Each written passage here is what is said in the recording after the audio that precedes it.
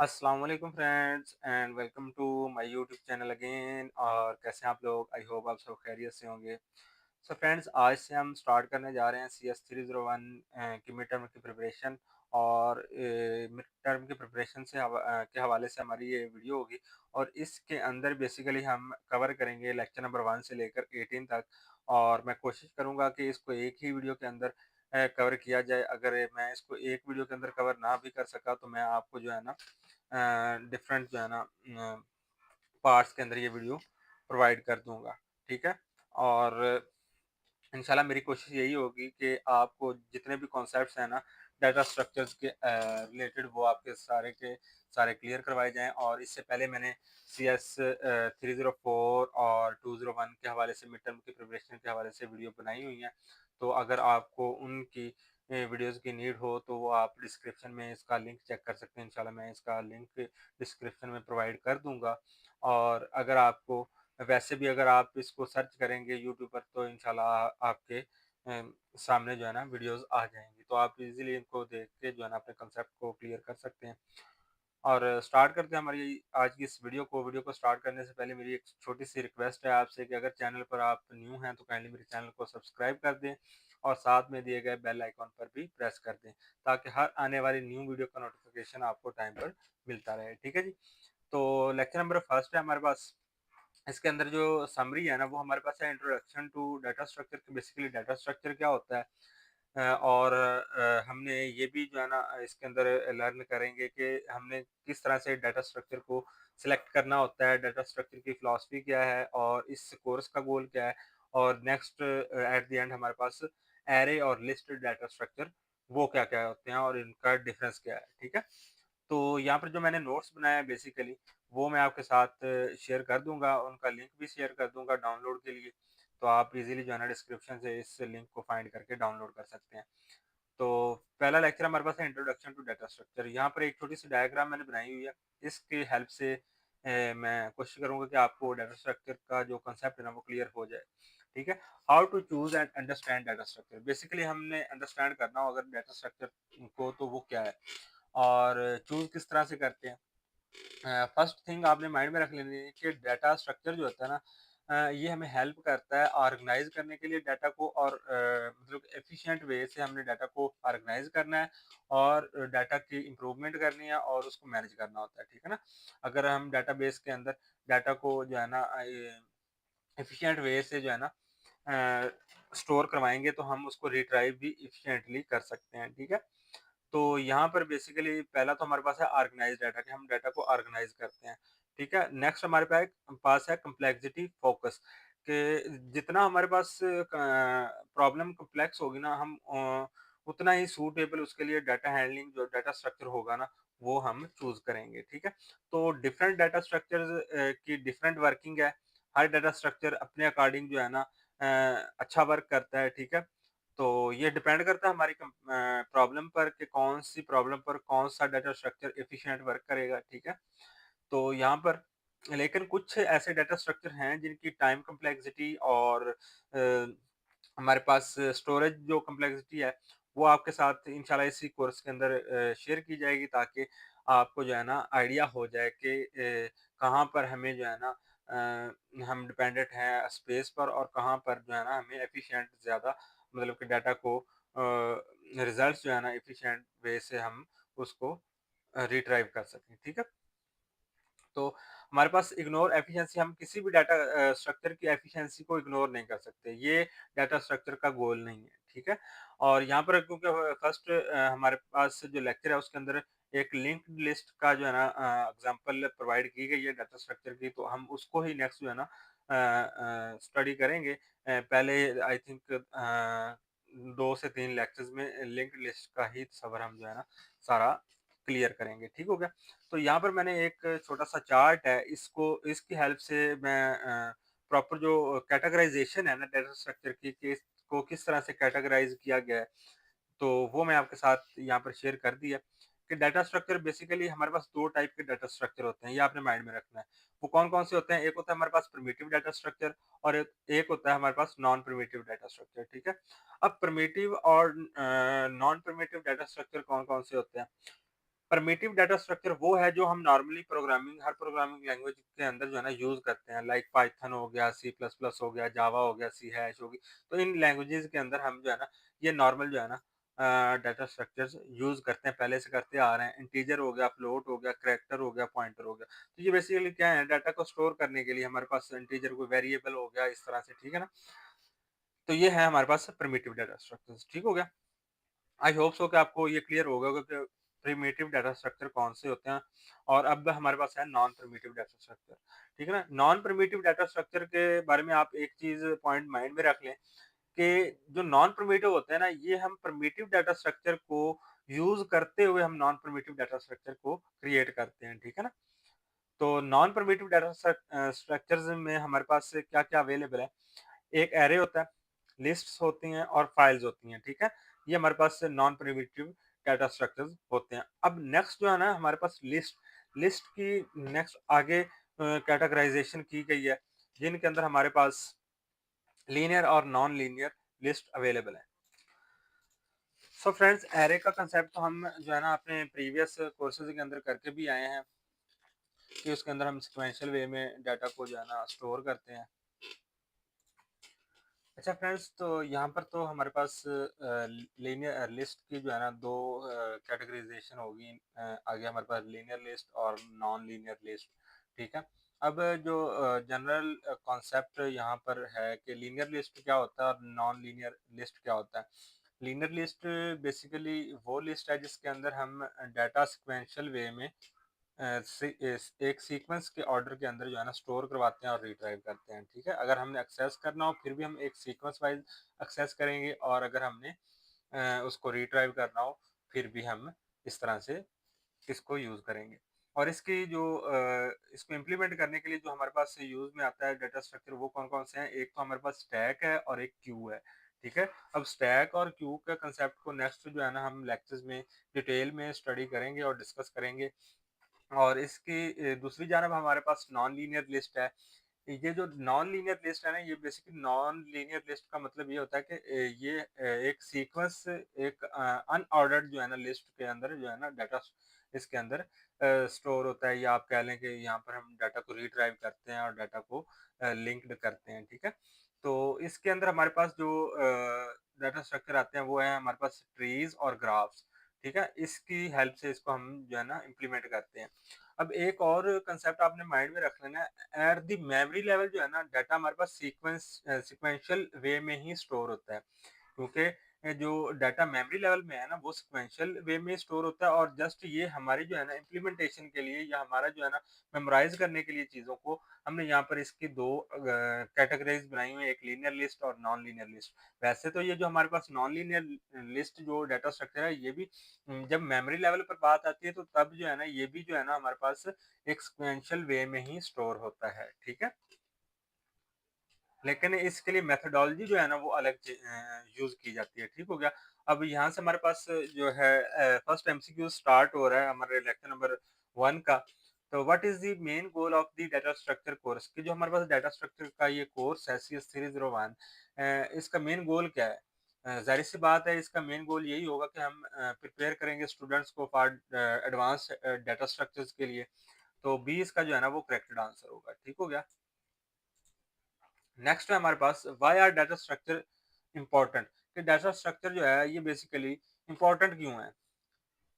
They help in organizing data efficiently. तो ये इसका फर्स्ट जो है ना ऑप्शन वही इसका करेक्टेड आंसर है कि ये बेसिकली हमें हेल्प आउट करता है डाटा को ऑर्गेनाइज करने में और डाटा को एफिशिएंटली स्टोर करने में, ठीक है? और रिट्राइव करने के लिए, ठीक हो गया? ये आपने माइंड में रखना है। अगर आपसे शॉर्ट क्वेश्चन में भी पूछ लिया जाए तो आप इजीली इसको वहाँ पर राइट कर सकते हैं, ठीक हो गया?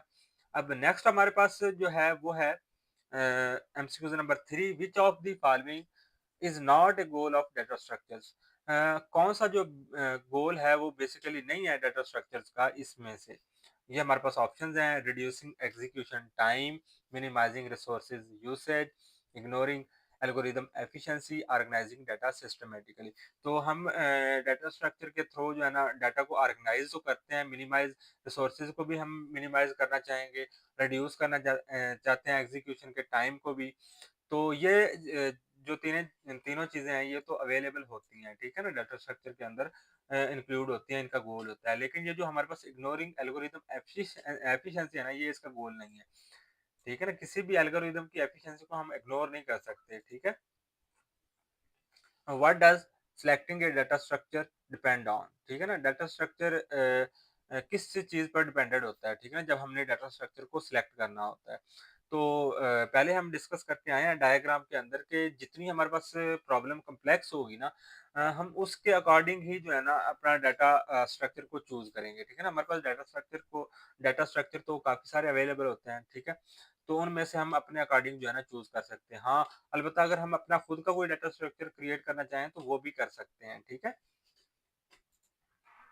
तो यहाँ पर इसका जो करेक्टेड आंसर होगा वो हमारे पास बी होगा, the complexity of the problem, कि जितनी हमारे पास प्रॉब्लम कॉम्प्लेक्स होगी हम उसके अकॉर्डिंग जो है ना उसको एफिशिएंट वे से सॉल्व करने के लिए सिलेक्ट करते हैं, ठीक है?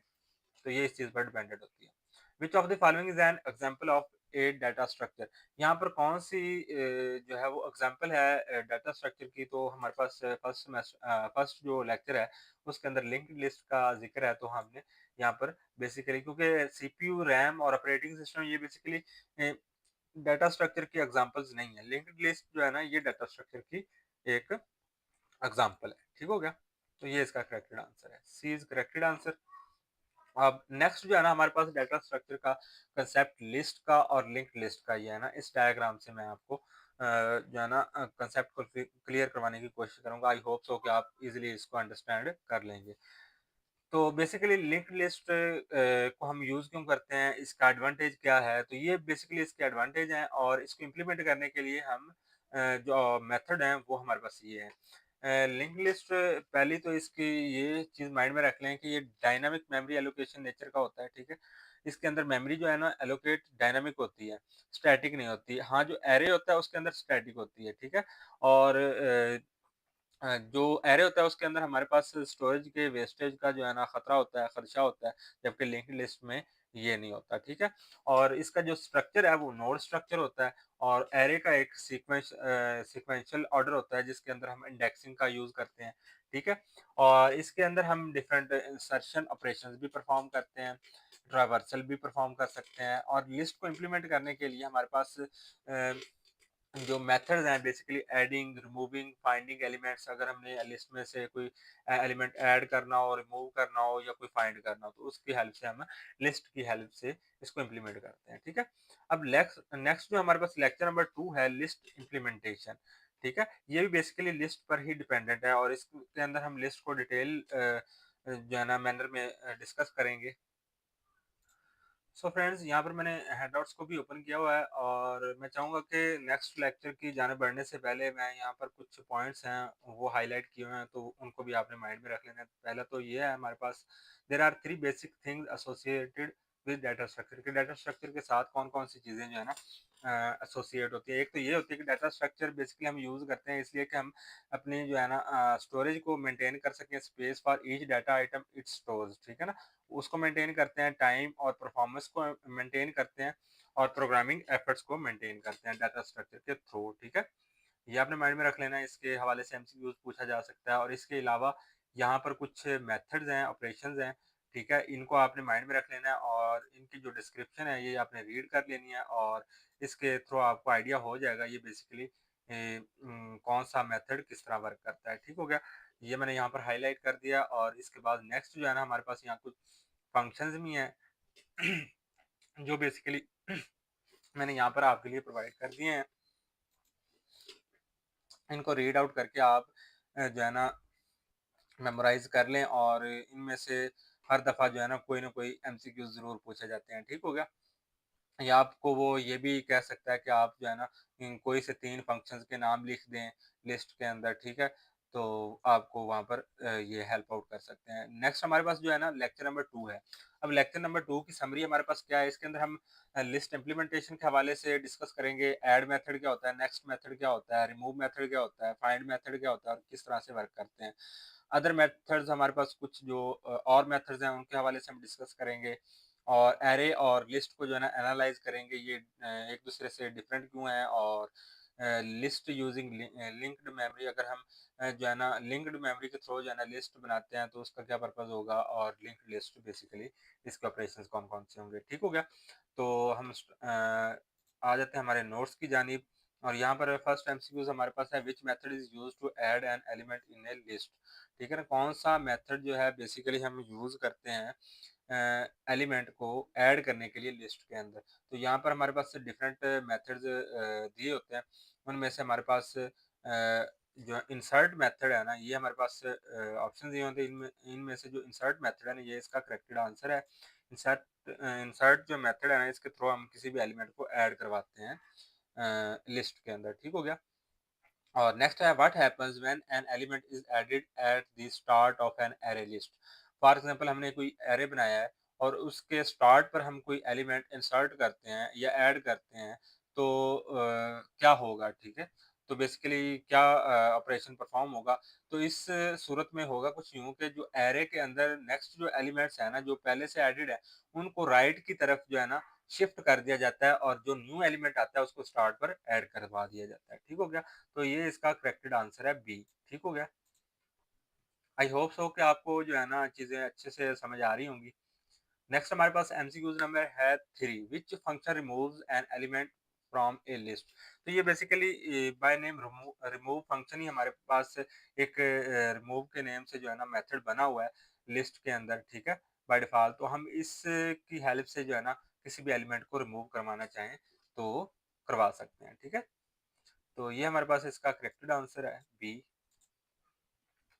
नेक्स्ट है हमारे पास, which method moves the pointer one step forward in a list. जब हमने किसी भी पॉइंटर को या मेथड को which method moves the pointer one step forward in a list.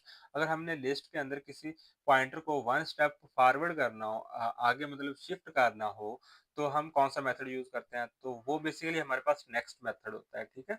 Next method basically pointer को वन स्टेप फॉरवर्ड करने के लिए हम यूज में लाते हैं, ठीक हो गया? ये माइंड में रखना है। और इसी के अंदर मैं आपको जो है ना लिस्ट के हवाले से और एरे के हवाले से विजुअलाइजेशन भी दिखाऊंगा कि मेरे पास एक मैंने यहाँ से वेबसाइट फाइंड की है, जिसके ऊपर जो है ना आप इजीली इसको मेमोराइज कर सकते हैं और इजीली इसकी जो है इम्प्लीमेंटेशन कर सकते हैं, और आप इजीली मेमोराइज कर सकते हैं डाटा स्ट्रक्चर को, कि कौन सा डाटा स्ट्रक्चर किस तरह से वर्क करता है, ठीक है? नेक्स्ट हमारे पास इस चैप्टर का जो है last MCQs, which method is used to find an element in a list. कि कौन सा मेथड जो है ना बेसिकली हम यूज करते हैं एलिमेंट को फाइंड करने के लिए लिस्ट के अंदर, ठीक है? तो वो हमारे पास फाइंड मेथड होता है बेसिकली, ये आपने माइंड में रख लेना है, ठीक है? अच्छा फ्रेंड्स, तो यहाँ पर हैंडआउट्स में आपने बेसिकली अगर सब्जेक्टिव के लिए अपनी जो है ना प्रिपरेशन करनी है, तो यहाँ पर आप नेक्स्ट मेथड और ये जो डिफरेंट मेथड है इनको एक दफ़ा रीड कर सकते हैं, ठीक है? और ये फाइंड मेथड जो है इसके हवाले से ये जो कोड राइट किया हुआ है इसको आप एक दफ़ा देख लें, ताकि आपको आइडिया हो जाए कि किस तरह से ये वर्क कर रहा है, ठीक है? और इसके हवाले से आपको सब्जेक्टिव में भी क्वेश्चन आ सकता है कि आप कोड राइट कर दें फाइंड मेथड का, ठीक है? किस तरह से हम किसी लिस्ट में से आइटम को अगर हमने फाइंड करना हो, ठीक है? ये बेसिकली एरे के अंदर से हमने जब फाइंड करना होता है एलिमेंट को, तो इस तरह से करते हैं, ठीक है? और जो अदर मेथड है हमारे पास लाइक रिटर्न, और ये हमारे पास करंट पॉइंटर की जो है ना प्लेस को रिप्रेजेंट करता है, ठीक है? और इसके अलावा नेक्स्ट हमारे पास यहाँ पर कुछ लिंक्ड लिस्ट के हवाले से जो स्ट्रक्चर है उसके हवाले से मैं बता देता हूँ। तो इस तरह से बेसिकली ये स्ट्रक्चर होता है लिंक्ड लिस्ट का, ठीक है? ये यहाँ से मैं हाइलाइट कर देता हूँ। तो इसके अंदर होता क्या है कि पहला जो हमारे पास होता है ना, आप ऐसा समझ लें कि ये हमारे पास मेमोरी, और मेमोरी के अंदर यहाँ पर क्या स्टोर है, जो हम नोड क्रिएट करते हैं ना बेसिकली लिंक्ड लिस्ट के अंदर, तो उस नोड के अंदर हमारे पास कितने पोर्शन होते हैं? 2 पोर्शन होते हैं। सो फ्रेंड्स, इसके अंदर जो इसका स्ट्रक्चर है, इसके फर्स्ट ब्लॉक में हमारे पास ऑब्जेक्ट जो है ना वो अवेलेबल होता है, ठीक है ना? ऑब्जेक्ट के अंदर मतलब कि जो हमारा डाटा होता है, जिसको हम डाटा का नाम देते हैं, वो हमारा डाटा यहाँ पर स्टोर होता है। और नेक्स्ट जो है ना, इसके अंदर हमारे पास नेक्स्ट नोड का पॉइंटर स्टोर होता है या एड्रेस स्टोर होता है, ठीक है ना? तो जो कि हमें नेक्स्ट नोड की तरफ जो है ना मूव करने के लिए हेल्प करता है, ठीक है? तो इस तरह से ये लिंक्ड लिस्ट वर्क करती है, ठीक है? और इसके हवाले से यहाँ पर मैं आपको दिखा देता हूँ यहाँ पर एक, अगर आप यहाँ पर सर्च कर लें DSA, सॉरी, यहाँ पर अगर मैं सर्च करूँ DSA विजुअलाइजेशन टूल, ठीक है, तो यहाँ पर काफ़ी सारे आपको जो है ना वेबसाइट्स आ जाएंगी जहाँ से आप इसकी विजुअलाइजेशन जो है ना वो देख सकते हैं। लेट्स से यहाँ से मैं कोई एक ओपन कर लेता हूँ, एल्गोरिदम विजुअलाइजर, और इसको अगर मैं यहाँ से ओपन करूँ,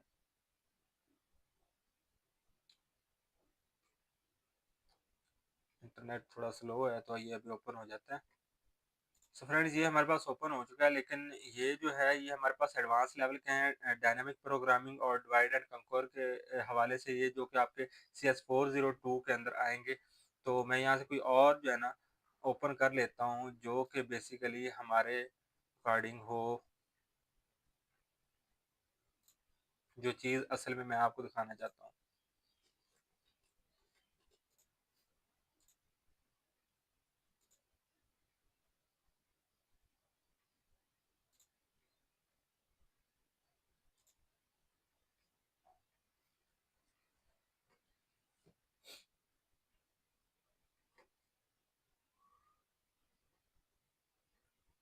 ये भी ओपन हो जाती है। तो फ्रेंड्स यहाँ पर देखें, यहाँ पर डिफरेंट जो है ना, जो भी हमारे है ना डाटा स्ट्रक्चर्स बेसिकली, उनके हवाले से यहाँ पर डायग्राम्स बनी हुई हैं और आप इनको यूज़ करके अपना अंडरस्टैंड कर सकते हैं कंसेप्ट। सो फ्रेंड्स, यहाँ पर अगर आप देखेंगे तो आपको काफ़ी सारे जो है ना मिल जाएंगे डाटा स्ट्रक्चर्स जो कि बेसिकली किस तरह से वर्क करते हैं, ठीक है। सो फ्रेंड्स, अगर यहाँ से अगर मैं कोई ओपन करना चाहूँ तो अगर मैं ये ओपन करता हूँ तो ये बेसिकली आ जाएगा हमारे पास एरे किस तरह से वर्क करते हैं, ठीक है ना। तो यहाँ पर आपको कोड भी नज़र आएगा, ठीक है। अगर इंसर्ट करना हो एरे के अंदर किसी चीज़ को, तो वो हमारे पास इंसर्ट मेथड के लिए यहाँ पर कोड भी आपको शो हो जाएगा, किस तरह से हम जो है ना किसी एलिमेंट को ऐड करते हैं, या हमारे पास रिमूव करना हो किसी एलिमेंट को, तो हम वो किस तरह से कर सकते हैं, ठीक है। तो ये बेसिकली साथ साथ आपके पास यहाँ पर कोड भी है, और यहाँ पर इसकी डिस्क्रिप्शन प्रोवाइडेड होगी, और इसके अलावा हमारे पास डिफरेंट जो है ना एल्गोरिदम्स हैं, लाइक लिंक्ड लिस्ट हो गया, तो यहाँ से आप इजीली इसको जो है ना मेमोराइज कर सकते हैं और अपने कंसेप्ट को क्लियर कर सकते हैं। ठीक हो गया। यहाँ पर स्टैक क्यू और जो भी हमारे पास, ये हमारे पास लिंक लिस्ट है और यहाँ पर स्टैक है। अगर हम लिंक लिस्ट को स्टैक के हवाले से अगर हम करना चाहें, मतलब कि इम्प्लीमेंट करना चाहें तो वो भी कर सकते हैं, क्यू के हेल्प से करना चाहें तो वो भी हम कर सकते हैं। ठीक हो गया। आई होप सो कि यहाँ तक तो आपको जो है ना आइडिया हो गया होगा कि बेसिकली डाटा स्ट्रक्चर क्या होता है और ये किस तरह से वर्क करता है, और इसके अंदर लिंक्ड लिस्ट जो होती है वो बेसिकली क्या होती है। ठीक हो गया। तो नेक्स्ट चलते हैं जी हमारे पास। नेक्स्ट जो लेक्चर नंबर 3 है ना, ये भी हमारे पास बेसिकली लिंक्ड लिस्ट के हवाले से है, और ये कुछ थोड़ा सा डिटेल में हमारे पास यहाँ पर कंसेप्ट जो है ना वो रिवाइज होगा। How is linked list different from an array. अब जो लिंक्ड लिस्ट है बेसिकली ये एरे से डिफरेंट क्यों होती है, ठीक है। तो ये इसलिए कि जो हमारे पास लिस्ट लिंक्ड लिस्ट होती है ना, ये डायनामिक नेचर की होती है, जबकि एरे जो है ना ये हमारे पास स्टैटिक नेचर का होता है, जिसके अंदर हम जो है ना फिक्स्ड साइज उसको एलोकेट करते हैं। और फ्रेंड्स, जो एरे होता है ना इसके अंदर हमारे जो है ना मेमोरी के वेस्टेज होने का ज़्यादा खर्चा होता है, इसलिए हम जो है ना लिंक्ड लिस्ट का यूज़ करते हैं। ठीक है। तो इसका जो करेक्टेड आंसर होगा वो हमारे पास सी होगा। ठीक है। ये हमारे पास इसका सी करेक्टेड आंसर है। ठीक है। इसको मैं यहाँ से रिमूव कर देता हूँ। ठीक हो गया। अब नेक्स्ट हमारे पास एमसीक्यू नंबर 2 है, what does each node in a linked list contain.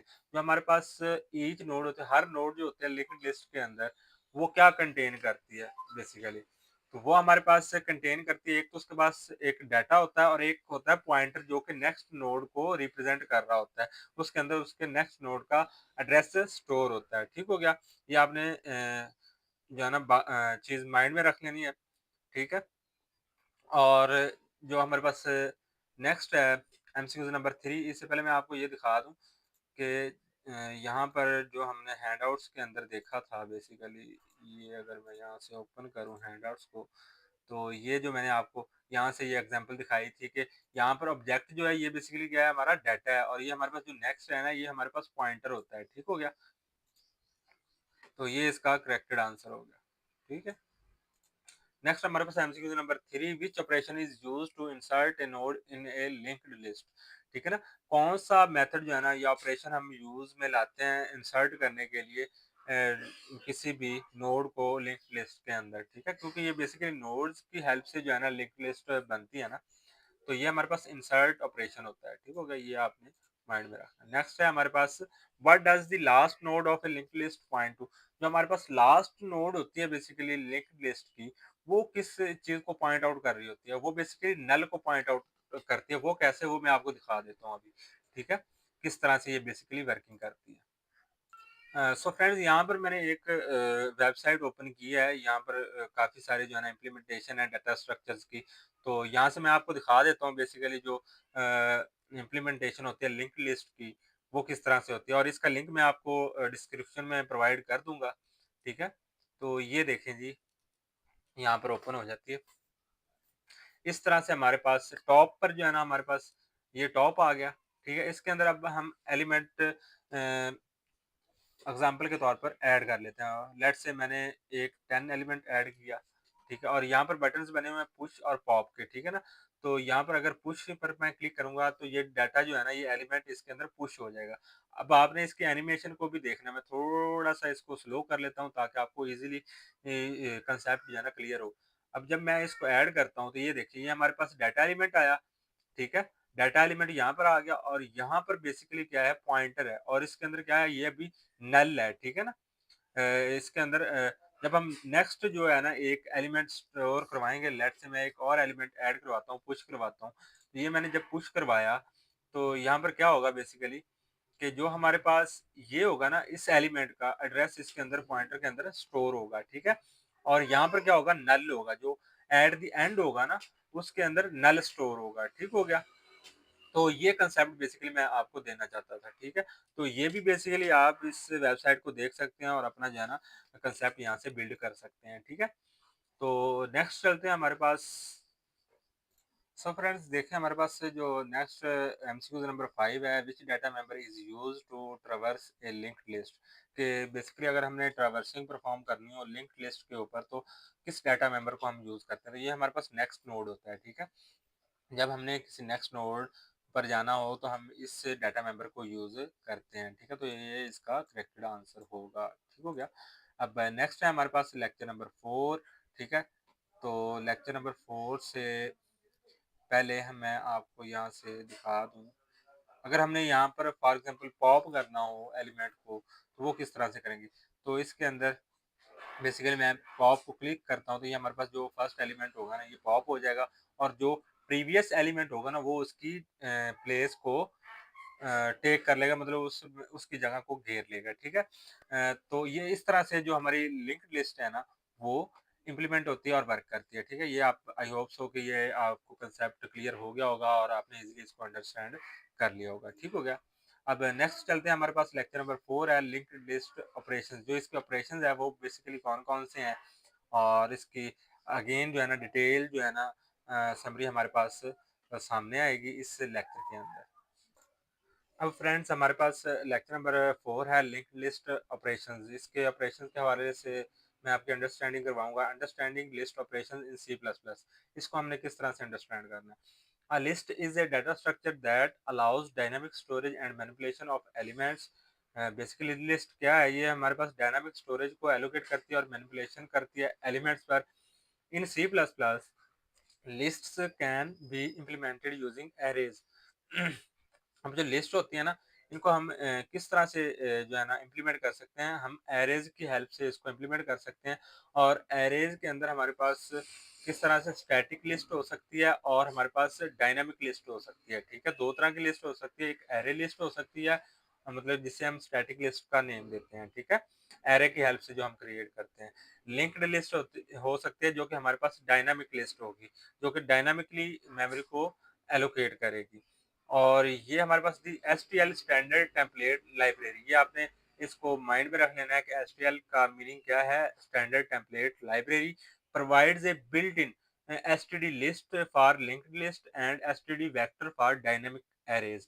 अब अगर हमने अपने सी प्लस प्लस के अंदर जो है ना बुल्ट इन लिस्ट जो है ना स्टैंडर्ड टेम्पलेट लाइब्रेरी के अंदर जो आती हैं उनको अगर हमने क्रिएट करना हो तो किस तरह से करेंगे, एसटीडी स्कोप रेजोल्यूशन ऑपरेटर और लिस्ट हम राइट करेंगे तो वो हमारे पास लिस्ट जो है ना बन जाएगी, हम उसको बिल्ड कर सकते हैं। और अगर हमने स्टैटिक टाइप का जो है ना लिस्ट क्रिएट करनी हो with the help of array तो हम वेक्टर का यूज करते हैं, एसटीडी स्कोप रेजोल्यूशन ऑपरेटर और वेक्टर का यूज करते हैं फॉर डायनामिक एरेज। ठीक हो गया। और ये आप अब हम एसटीडी बेसिकली क्या है, ये स्टैंडर्ड टेम्पलेट लाइब्रेरी को जो है ना रिप्रेजेंट कर रही है। हम यूज करते हैं ना सी प्लस प्लस के कोड के अंदर for example using name space STD, तो ये बेसिकली वही एसटीडी है। ठीक है ना। तो एसटीडी अगर हम यूजिंग नेम स्पेस एसटीडी लिखेंगे तो हमें ये एसटीडी हर जो है ना राइट करने की नीड नहीं पड़ेगी और स्कोप रेजोल्यूशन वगैरह स्कोप रेजोल्यूशन ऑपरेटर की भी नीड नहीं पड़ेगी। ठीक है। और अगर हम ये लाइन नहीं यूज करते यूजिंग नेम स्पेस एसटीडी तो फिर हमें STD by default manually right करना पड़ता है। ठीक है। अब यहाँ पर कुछ जो मेथड्स हैं इसके या हम कह सकते हैं ऑपरेशंस हैं, वो मैंने यहाँ पर राइट क्यों हैं तो उनको मैं आपको जो है ना दिखा देता हूँ। ये हमारे पास अगर आपने अंडरस्टैंड करना हो तो इस तरह से आप इसको इजीली अंडरस्टैंड कर सकते हैं। ठीक है। तो हमारे पास रिमूव करने के लिए एलिमेंट्स को जो है ना जो मेथड्स आते हैं वो है हमारे पास pop back, pop front, erase और रिमूव। ठीक है ना। तो इसके अंदर जब हमने पॉप बैक का बेसिकली जो ऑपरेशन होता है इसके थ्रू हम क्या करते हैं कि हमारे पास ये फॉर एग्जांपल यहाँ पर जो मैंने अगेन मैं जो है ना बना लेता हूँ और हमारे पास 35 और हमारे पास 56 ये कुछ एलिमेंट्स जो है ना मैं आपको समझाने के लिए इसके अंदर इंसर्ट कर रहा हूँ। लेट्स से ये भी एक इंसर्ट कर लेते हैं। ठीक हो गया। तो ये हमारे पास एक लिस्ट बन गई, लिंक लिस्ट है। ठीक है। इसके अंदर वो हमें क्या रहा है कि हमने पॉप बैक, जब हम पॉप बैक करेंगे तो जो हमारे पास क्या होगा कि ये जो एलिमेंट होगा ना बैक की तरफ से, ठीक है ना, तो वो हमारे पास से पॉप कर जाएगा। पॉप का क्या मतलब है कि वो रिमूव हो जाएगा। ठीक हो गया। और इसी तरह जो हमारे पास मेथड है पॉप फ्रंट, फ्रंट मेथड क्या करता है, ये हमारे पास फ्रंट से जो एलिमेंट होता है ना उसको पॉप कर देता है। ठीक है। ये आपने कंसेप्ट माइंड में रखना है। और इरेज, इरेज बेसिकली ये मेथड क्या करता है, इरेज मेथड वो मेथड है जिसके थ्रू हम किसी स्पेसिफिक पोजीशन पर जो कोई एलिमेंट रिमूव करवाना हो वो हम करवा सकते हैं। और अगर हमने कोई वैल्यू रिमूव करवानी हो, लेट्स से हमारे पास किसी एलिमेंट की वैल्यू हमें दी हुई है तो अगर हमने उसको रिमूव करवाना है तो वो हम रिमूव मेथड से कर सकते हैं। ठीक है। इसी तरह हमारे पास अब एडिंग के लिए जब हमने डाटा को ऐड करवाना हो तो क्या करेंगे, हमारे पास वो भी कुछ बाय डिफॉल्ट जो है ना बिल्ट इन ऑपरेशंस पड़े हुए हैं। उनमें कौन कौन से, एक पुश बैक, पुश फ्रंट और इंसर्ट। अब पुश बैक क्या करता है, ये वैल्यू को लिस्ट के बिल्कुल बैक पर जो है ना ला के रख देता है, इंसर्ट कर देता है। अब नेक्स्ट हमारे पास पुश फ्रंट, ये वैल्यू को पुश करता है फ्रंट पर, लिंक लिस्ट के फ्रंट पर जो है ना उसको पुश कर देता है। अब इसके अलावा इसके अंदर एक हमारे पास ऑपरेशन होता है इंसर्ट का। इंसर्ट ऑपरेशन क्या करता है बेसिकली, ये किसी स्पेसिफिक पोजीशन पर किसी वैल्यू को इंसर्ट करवाना हो तो हम करवा सकते हैं। इसके अंदर हमारे पास पैरामीटर कौन कौन से होते हैं, एक तो हमारे पास पोजीशन होती है, किस पोजीशन पर एलिमेंट को हमने इंसर्ट करना है, और फिर हमारे पास वैल्यू होती है। ठीक है। जी फ्रेंड्स, तो हमारी बेसिकली डिस्कशन जो है ना वो स्टार्टेड थी कि हमने बेसिकली लिस्ट ऑपरेशंस के बिहाफ पर के लिस्ट ऑपरेशन किस तरह से हम परफॉर्म करते हैं। अगर एलिमेंट को रिमूव करना हो तो हमारे पास कौन कौन से जो है ना ऑपरेशंस अवेलेबल हैं, और एडिंग के लिए कौन कौन से ऑपरेशंस अवेलेबल हैं बेसिकली।